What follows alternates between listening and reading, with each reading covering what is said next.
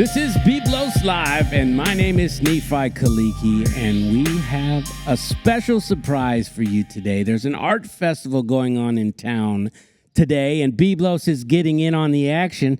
So our special guest today, introduce yourself, Jeff. I'm Jeff Wenger. I'm an abstract expressionist artist. I'm based here in the DFW area. I'm on the Dallas side now, but I was in Fort Worth for many years. It's how I know Mario's here at Byblos. This is honestly one of my favorite places. I love the Hidari family, so I'm really, really happy that he's hosting my spring show. That's exciting. I came in here, I go, what happened? Did Marios go shopping? Like, what happened with all the artwork? Which is beautiful. We've known each other for years. Frankly, I worked in the restaurants. I worked for his mom and sister. I've worked for him, but then I've also done some more creative work. I've written press releases, and we've had a measure of success that way. But when my wife and I left, when we left Fort Worth for Kansas City, fell out of touch. Hadn't seen Marios in some time. Anyway, I stopped back in. We started talking. We realized, how much we liked each other and we liked working together. And then he was, he's an art guy. He paints himself. He's got some terrific art on the walls already. I didn't know that about Marios. No, you just put him on blast. Well, he's good. I shouldn't be putting him on blast because I don't need the competition. But he was willing to let me use his big walls, and he and the staff have been terrific. So yeah, I came in yesterday and I saw the artwork, and I was like, Marios, what's going on? You go shopping, and he was telling me about you, and then I was at Silverleaf Cigar Lounge in downtown with some friends, and I couldn't find any parking because there was some art festival stuff going on, and I was like, I had to pay $20 for friggin' parking, and I was there for an hour. It's like all day $20. I'm like, I'm not staying here all day. That's no value to me. Yeah. And so I asked Marios, hey, what's going on? He told me about Jeff, and I said, let's interview him. I mean, it's a great place to do that. And so, but tell me, you say abstract art, which most of us understand as shapes and colors. Sure. More like what is that, ink blot test? The Rorschach test. Rorschach, yeah. So just wanted to talk about how you got to the point and what inspired your artwork. Well, I enjoyed art as a child. I drew all the time. I read comic books, so I was always drawing superheroes and stuff like that. Interestingly, in high school, I was in an advanced art class, and my senior project was I drew a graphic novel, and I carried it around with me for like 10 or 15 years.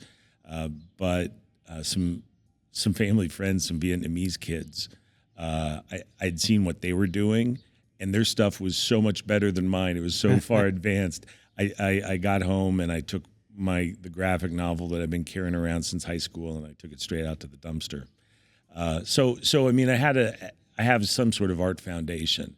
Probably 15 or 20 years ago, between 15 and 20 years ago, I started painting as a creative endeavor, just to find some manner of creative expression, because work was making me absolutely crazy, and I'm an artistic guy, and I don't love working with spreadsheets or managing people. Yeah, me neither. Yeah.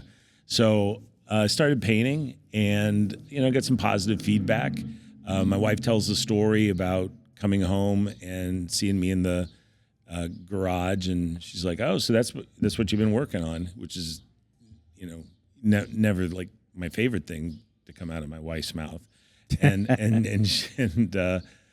So she goes in the house and she thinks to herself, she says this now, that ugly thing is never going on in my house. Your wife said that about your artwork? She said it to herself about my artwork, but then she came back the next day. Oh, she confessed it. And yes, she confessed later because I made changes and she likes it.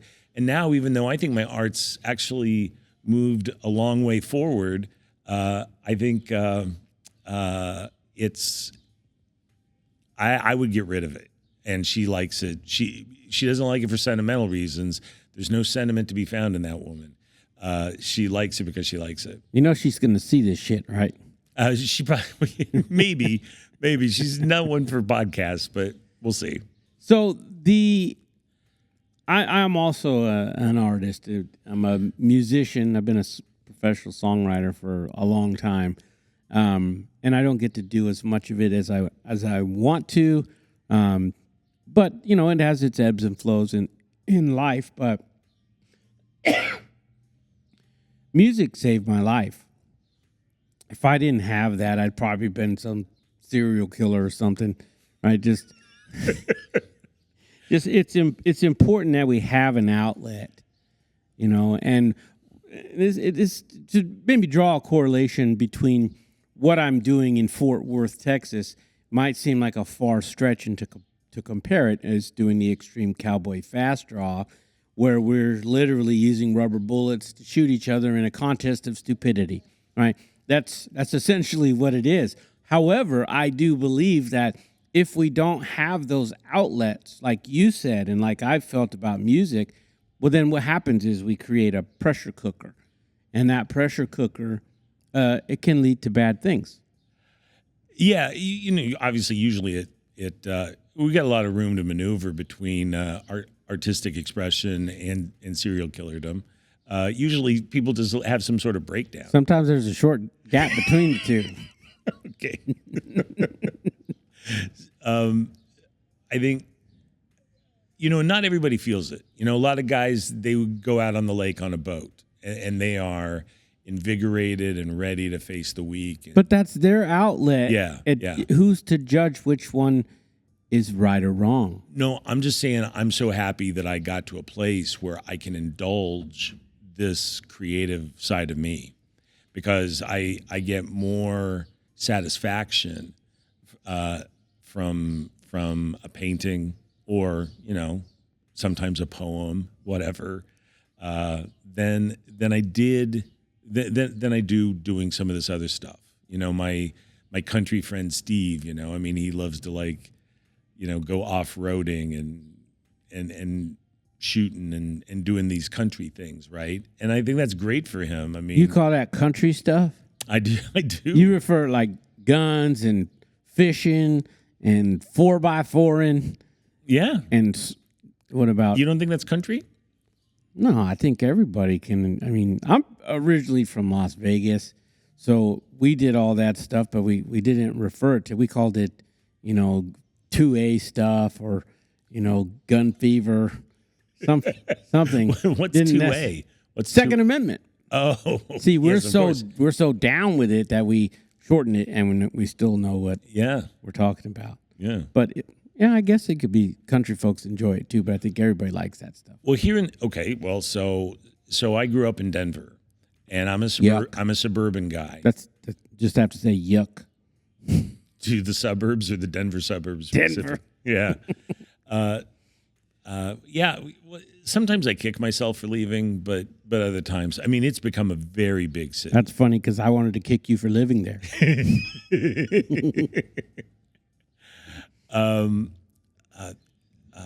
So I'm really a suburban guy, but when I came down to Texas, I met guys who had guns and used them as tools.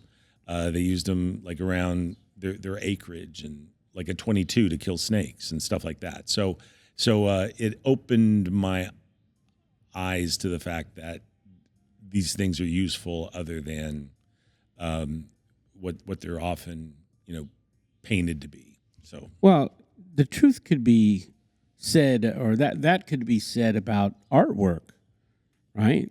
Because how you use that talent or how you use a tool when it comes to like a firearm, for example, to me they're just tools. Like I'm not attached to any one of my firearms. I as an instructor, I have like 20 or 22 different, models so that I can, match something to the student that's a little more them. But for me, what they are is just a tool. Yeah. And I think that, when somebody walks into the room and I'm in the room, I think you have no idea how lucky you are that I'm in this room and I'm sitting in the back facing the door and I'm ready at all moments in time. Like, because if something goes down, I don't even know you and I don't even like the way you fucking dress. But somebody comes in here, I've got your back, right? To me, that's a tool, But you could also abuse your talent. Sure.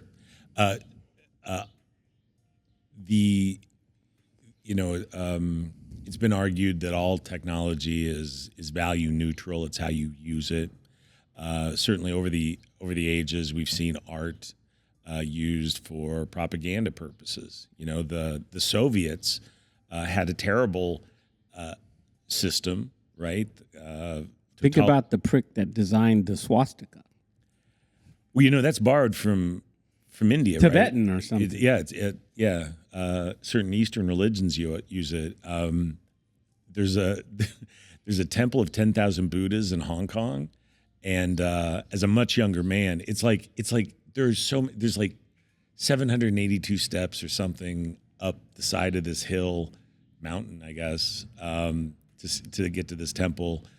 We did it like 30 years ago, and the swastika was all over everything, like all over the Buddhas. Like these racist pricks. I'm just saying, obviously, so it comes from Eastern religion. The Nazis used it for a different purpose, but we got to get the word out that it's not cool here in the West. Not cool to be Tibetan. No, seriously though. But that is an interesting correlation because people, they associate things based on like their experiences. If you were to ask me, there's two kinds of gun people in the world. There's people who are comfortable with violence and would do it if it was necessary to protect themselves or others. Then there's those that are not comfortable with guns or violence that would rather say, I want you to come down to my level as opposed to me coming up to yours. So I don't want you to have guns so I can feel safe. But that doesn't work. That idea doesn't work. It would be nice if it did, but it doesn't. So they either have to come up to our level or they need to make friends with us so that if something goes down, they can get behind us, right? But those are, to me, the only reason a person would be against guns is if they themselves are not comfortable with them. Well, I'll be the first to admit that in the event of a zombie apocalypse, an abstract expressionist painter isn't necessarily one of the first kids chosen to be on the team. That doesn't. Everybody has a chance, though, right? Yeah, that's why they call him the great equalizer. Do you ever do that? Do you ever? Well, maybe you don't. Sometimes I, like in a group of people, I'll think, so if this was like that sort of movie, when would I die? Because I'm not I don't really see myself as like the hero of the story anymore. Now I'm more like the old guy that people are like, kind of sad when he's like the third from the end. But you have, I'm going to tell this story. I have a student out in Vegas. I won't mention his name, but I'm going to talk about him, right? He's an opera singer, but he's bald-headed, he's bearded, he's really tall. He just looks like a solid biker, tough guy. But he speaks like this. And he says, I want to learn all this gunfight martial arts stuff that you teach. And I want to be able to, have that same kind of, confidence. How do I do this? And I said, you got everything down, man. You got the beard, the bald head, the look. I said, just don't speak. I just look at them and growl, and they will be terrified.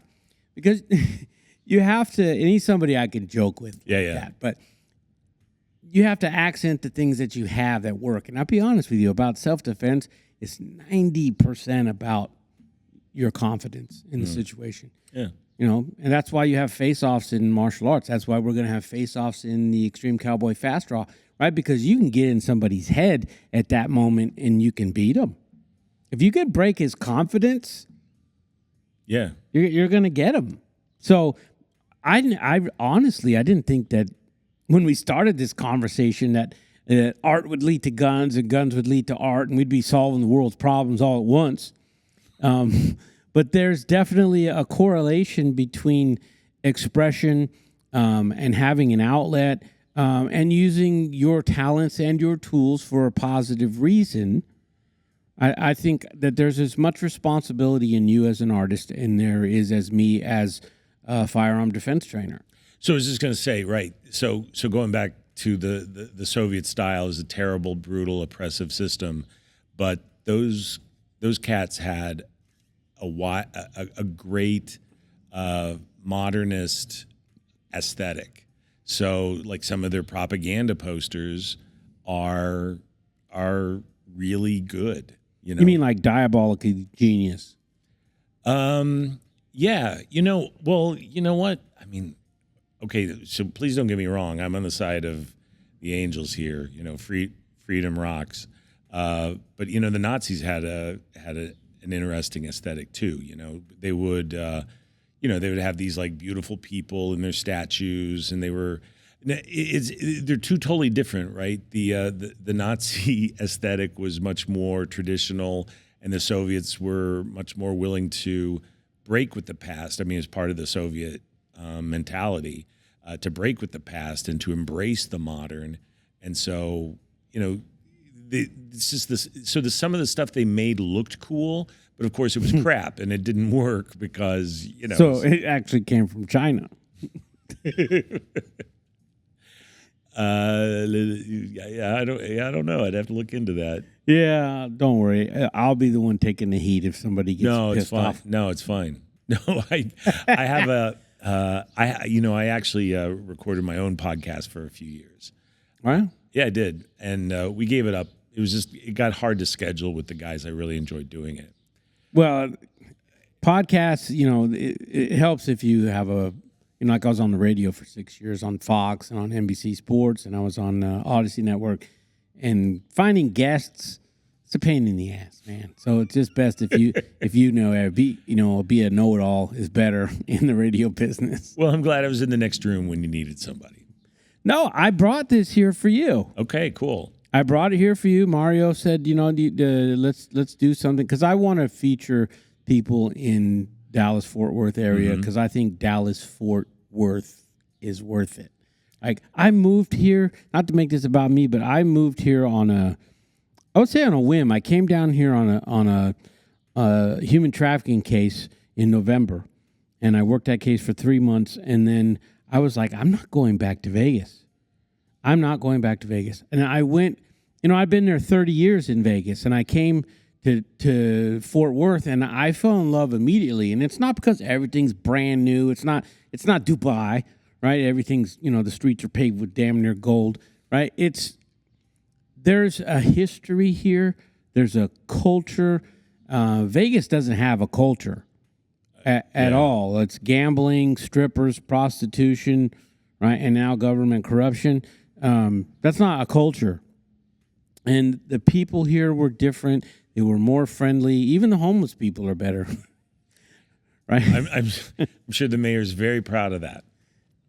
Well, I've been looking some of the nicer homeless people. I've been looking into the politicians that are running the city, but it's like Vegas. We got 4 mayors. You got Henderson, North Las Vegas, and Boulder City. Out here, you could throw a rock into another jurisdiction.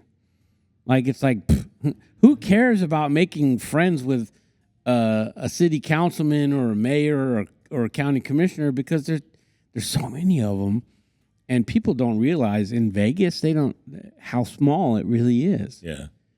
Like Texas probably has 20 sized Vegases. Fort Worth is over 1 million people? Yeah, probably so now. Far, I mean, Tarrant County I would think for sure. I mean, I could look it up on Wikipedia if you wanted me to, but No, that's okay. yeah. It doesn't make for great podcast, does it? It could. I could turn anything into a joke. Yeah. So we lived in Fort Worth from '99 through 2006, and we really liked it. So I come from a Western city, and Fort Worth had a feel like that did when I was a kid, back between like John Denver and singing about the Rocky Mountains and like when everybody took him up on it, before everybody moved there. So Before it became an elevator song. yeah. Who knew that country roads would eclipse it by many degrees. In 1980, they elected a guy, Federico Pena, whose slogan was "Imagine a great city," and I think that the Denver has achieved that by many metrics. It's bigger, it's richer, there's more people there. They're all stoned off their asses and voting Democrat. Look, they're I'm not sorry ultimately that I left. I mean, I think I'm glad you're here, though. Can I say it that way? Yes, and I'm glad you like Fort Worth. I like it too. I like aspects of Dallas, but I don't know that I feel as home there as I would like to. But there's a lot of stuff going on in the DFW Metroplex, and I think for a younger guy trying to make his mark, this is a great spot to be.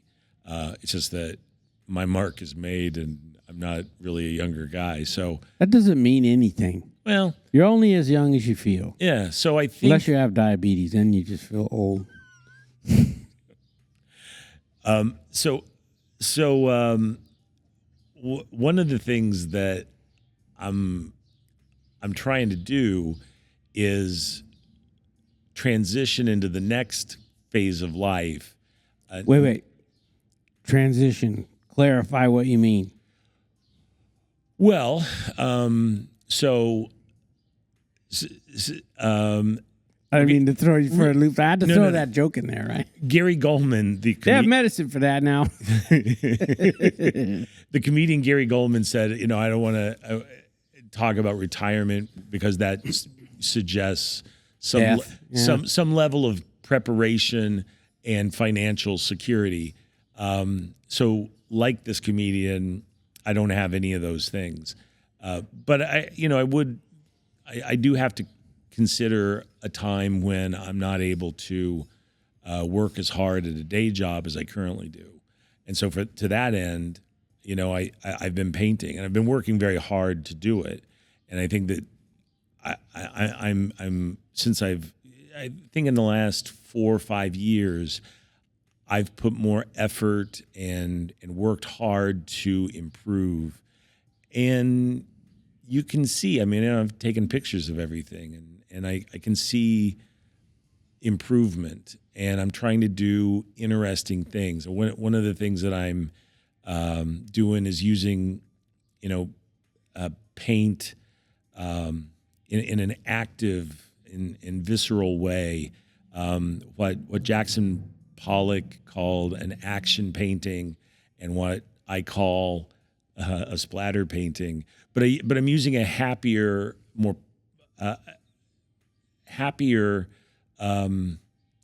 palette than Pollock did. Pollock's well known for his many personal. You're losing me. Jackson Pollock, the guy who did. Who farts on the canvas? And no, that's not him. No. See, here's the thing about non-art people. You know what? You know how we define art? We look at it and we like it. Okay. It's the same thing with music. I don't know who the fuck sings that song. I just know I like it. Like, all I remember from artwork is from wedding planners or wedding crashers when he says it's violent and sexual, right? like that.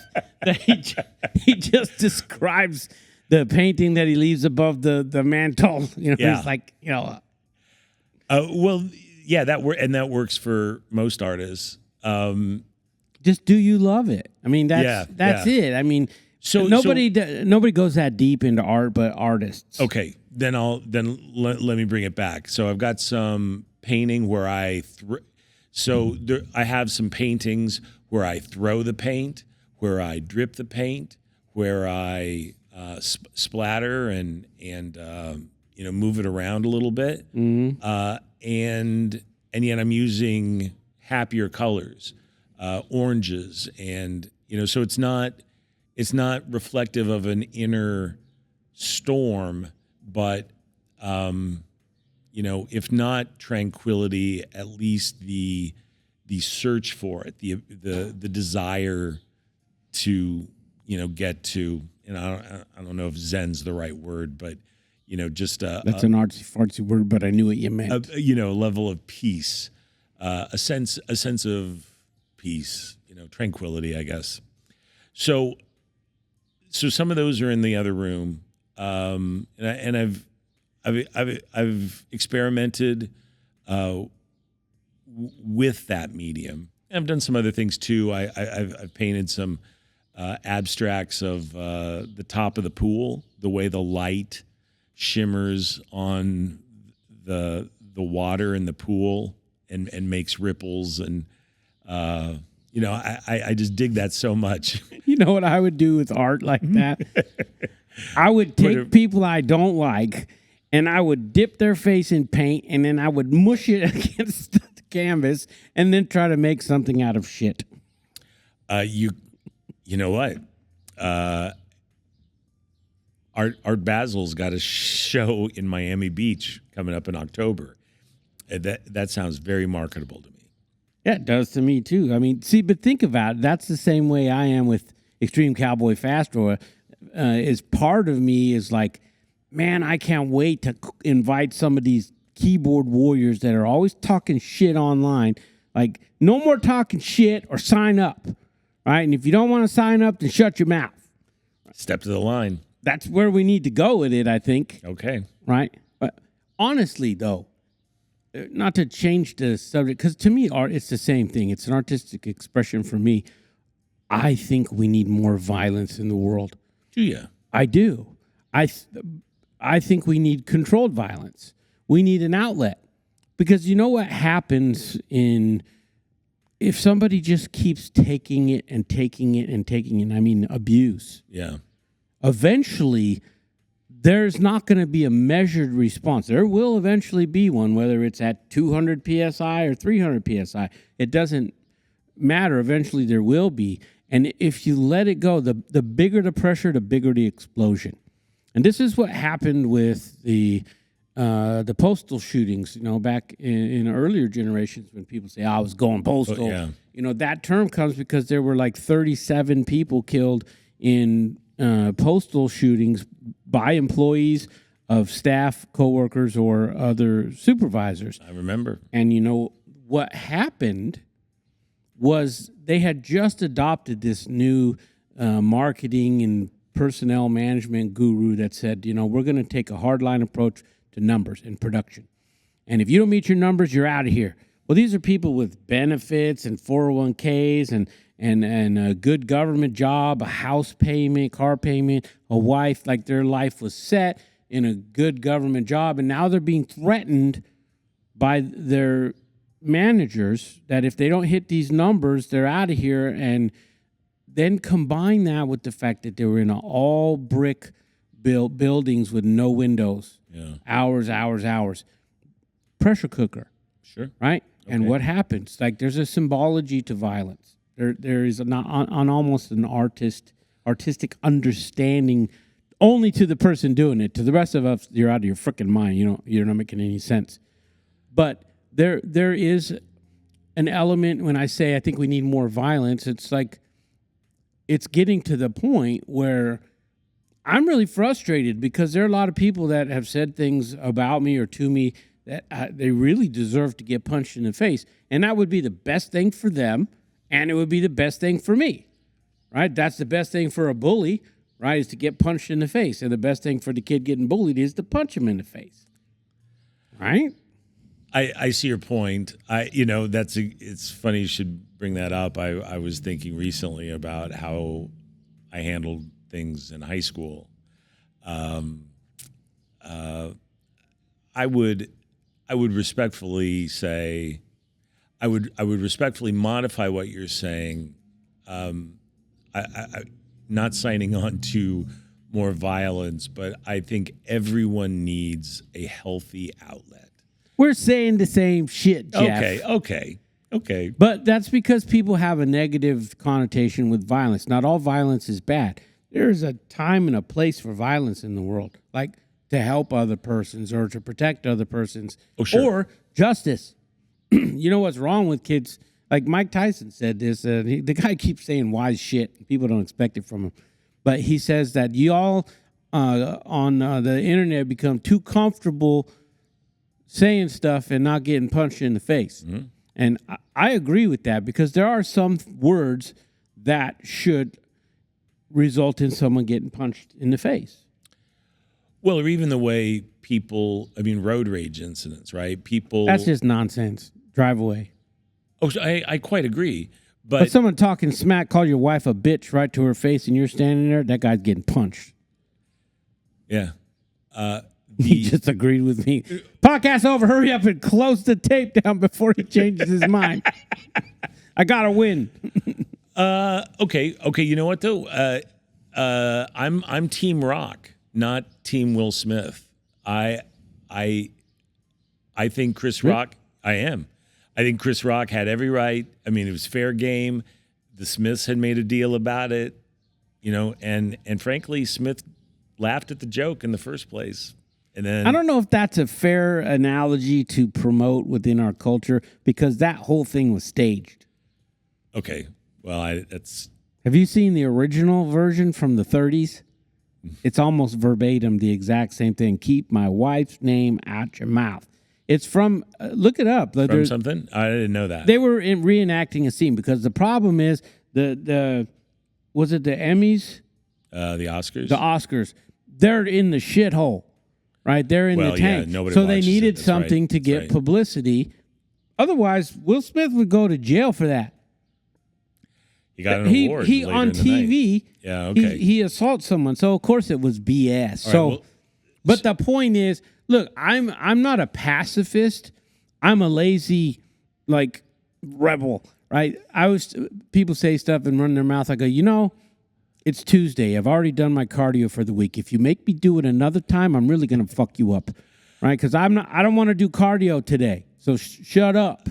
Yeah, I think if people would have more respect if they had a consequence. If there were consequences. Yeah. There should be. What do they say? An armed society is a safe society? I don't know. Well, that you ain't even better, but a polite society. Oh. Yeah, maybe. Yeah. It's I think that art when I say we need more violence, I don't mean violent crime. No, I gotcha. I mean that Are you a jiu-jitsu guy? No, I'm a boxer. Oh, okay. I'm a boxer and a handgun guy. I personally feel like people pushing my buttons, and if I wasn't someone as reasoned and intelligent and logical as I am, I would have knocked this guy silly a long time ago. But I think that the more you protect people from consequences, the more they become abusers. And the more they become abusers, eventually every culture and society will revolt. We did. This country came into existence because we were sick of King George's shit. Yeah, they taxed the breakfast beverage. So yeah, people eventually they start ruining perfectly good tea. Yeah. Right? It's just British tea. Whatever it is. And I'm going to bring this, and then we'll kind of wrap this into a point. The founding fathers put the First Amendment first for a reason, and I believe that was because of free speech, free expression, because they understood that if you didn't listen to the people, eventually they'll start burning shit down. Mm-hmm. They'll start revolting, and the government understands they're outnumbered. Like in the movie Bug's Life, these tiny ants outnumber us 1,001. They ever realize that? There goes our way of life. Just walk around the leaf. I know what you're talking about.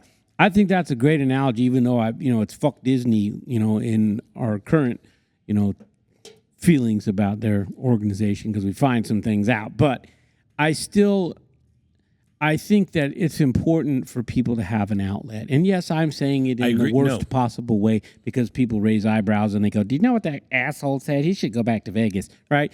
I get it. No, I work with a guy. He goes shooting. I think it's therapy for him. He did 3 tours in Afghanistan. He's career military, and he goes out and he shoots. And I don't know if he's got dark, ideas of the Mooj, running through his head. Is that the concern? Like somebody with guns just losing it? No, but I would like him to, and he knows this. I mean, I'm not talking behind his back. I will. Fuck it. He doesn't know me.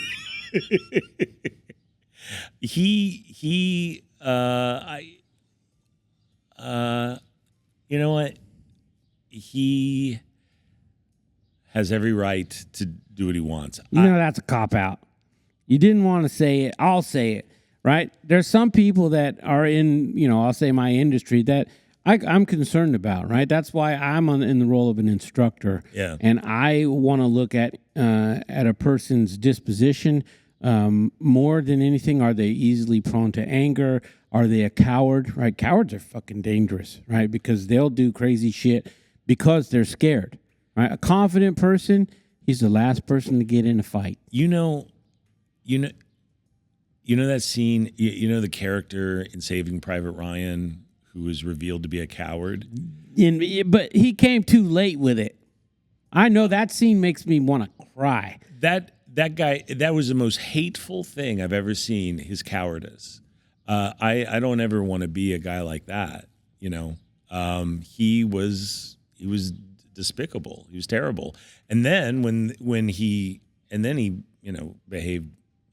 Well, I mean, it's heroically. No, he stepped up on the murderously. He stepped up and did, but he should have done that the first time. Yeah. So that scene made me angry. Even though that actor, I fucking hate that guy. Every movie I ever see him in, I'm like, ugh. Did you see him in Justified? Well, no, because he was in it. He was Dick. He was on Friends, and I turned that episode off. Oh, I didn't know that. Yeah. Okay. Yeah. What's that guy's name? Davies. Something Davies. Jeremy Davies. I don't know his name. I don't know. Yeah. It's the same with Joaquin Phoenix. Yeah. Ever since Gladiator, I look at that guy. If I saw him on the street, I'd punch him. Right, just because of his role in Gladiator. Like, you're such a prick. Well, to go along with the meme of the moment, my name is Jeff. You were talking about guns, so I have a couple. I tried a couple of new things with my art. I got a couple of. I saw the one with the gun. So you saw that was Elvis, right? I didn't see it was Elvis. All I saw was the gun. I was it was Elvis. Oh. Yeah. So there's a picture of Elvis like at a Christmas in probably like 1970, and he got that Remington 270 as a gift, and he's holding it up. There's a picture of him, and he's like, he hadn't put on all the weight, and the ladies had bouffant hairdos. I know my mom was one of those people. Yeah, it was a good look. I wasn't. It's a fire hazard. I did. Well, the poor folks at Aquanet, they have not had a good couple decades. Anyway, so I tried something new, and it's Elvis holding that gun up, and I superimposed it on like the Texas colors, right? Texas has colors? Yeah, on the Texas flag. Oh, that's red, white, and blue. That's American colors. How would you know the difference? Well, the way I broke it up, instead of stripes, there's like the fields, but it's a moot point. I'm not going to haggle. Yeah. So that was Texas Elvis, and then there's a bigger Elvis. So see, yeah, I knew this conversation would lead to that. There we go. I wasn't planning on it, but that's the thing, Nehi. There's more that unites us than divides us. Thank God I have access to these files because he just mispronounced my name. You called me short. Knee-high. What the fuck does that mean? Knee-high. Short. It's Nephi. But that's I'm sorry. okay. I'm sorry, buddy. I'm editing this shit out. Nephi. Nephi. Yeah, like It's not an easy name to remember. It's 4 letters. I should be able to swing it. 5. Wait. Now you're just being argumentative. 5. Yeah, 5. PH. PH. Okay. Yep. Like the way the street kids say fat with a PH. Oh, okay. I never thought of it that way. I just thought that was PH. Okay. It was at the front. All right. Who cares? Anyway, I'll just edit that out. But Sorry. no, it's okay. So artwork, expression, it's something that is common for It's how everyone has their own different outlet, So and they're all okay as long as they're not hurting nobody. I'm an expressionist because I can't paint horses. My wife would be very happy if I could paint horses, but that's not really my bag. She'd be happier if you could counterfeit some bills. When people look at my work, when they see the art that I've created, I want them to feel something. I want them to, feel something human that they weren't feeling before. Like a surprise emotion. Yeah, and mostly I want it to be, mostly I'd like it to be, a positive thing, that life is interesting and at times wonderful. And so it's life affirming that way. Other times it's like, well, there's a struggle. The struggle is real, as they say. Yeah. And, but even then, it's worth it.